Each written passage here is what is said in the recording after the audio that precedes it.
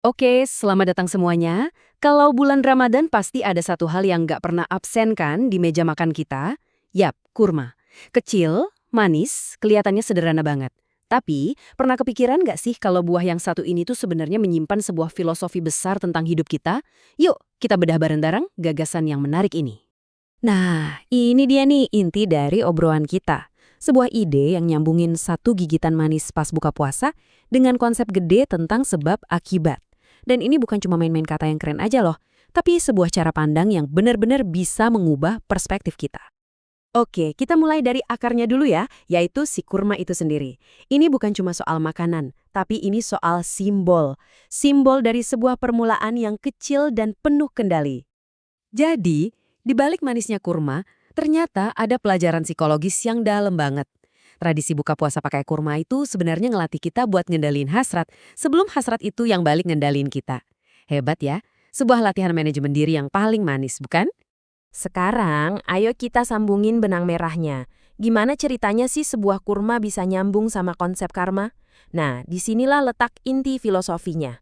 Poin utamanya tuh simple banget sebenarnya. Kurma itu ibarat sebabnya, tindakan kecil yang kita lakuin sekarang. Sementara karma, nah itu akibatnya. Efek gabungan yang numpuk terus seiring waktu. Ibarat satu biji kecil, kalau dirawat terus-terusan bisa jadi pohon raksasa. Terus kenapa ya kita sering banget nyepelein tindakan-tindakan kecil? Mungkin karena dampaknya nggak langsung kelihatan kali ya. Tapi justru disitulah letak kesalahan kita. Coba deh bayangin analogi yang kuat ini. Bener banget kan? Peradaban yang megah atau bencana alam yang dahsyat sekalipun, itu semua nggak muncul dalam semalam.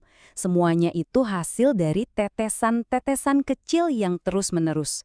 Jadi, tindakan nyata sekecil apapun itu jauh lebih powerful daripada niat besar yang cuma jadi omongan. Coba deh kita urutkan prosesnya. Ini menarik banget. Semuanya itu berawal dari satu kebiasaan kecil.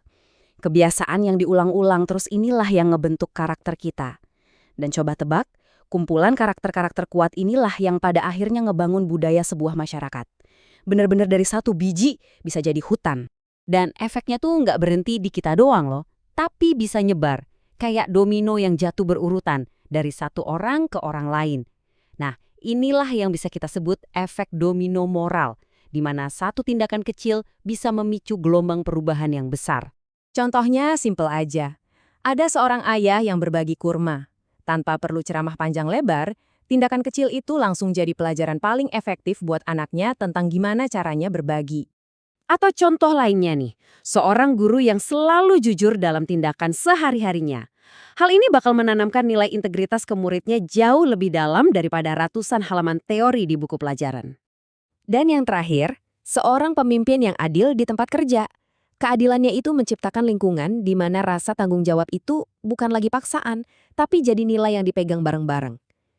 Ingat ya, dunia itu nggak berubah karena slogan, tapi karena teladan yang konsisten. Tapi, ada satu jebakannya nih. Kita sebagai manusia tuh sering banget pengen hasil yang instan. Kita bakal bahas benturan antara harapan kita akan karma instan dengan kenyataan soal gimana perubahan sejati itu benar-benar bekerja. Agak lucu ya kalau dipikir-pikir. Kalau urusan duit atau kesehatan, kita tuh paham banget sama prinsip akumulasi. Sedikit demi sedikit jadi bukit. Olahraga rutin biar sehat. Tapi kok anehnya, kalau soal karakter dan moral, kita sering lupa sama prinsip yang sama dan malah nuntut hasilnya instan kayak kilat.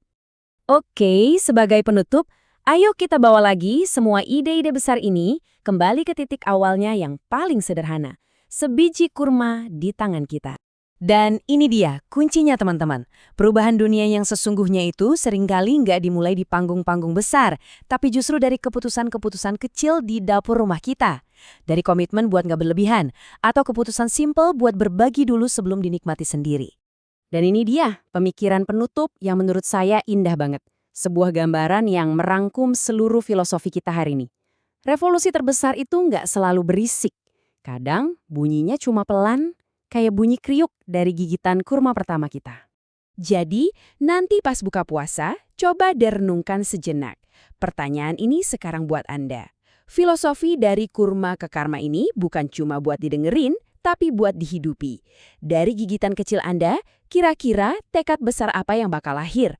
Apa satu tindakan kecil yang akan Anda mulai hari ini?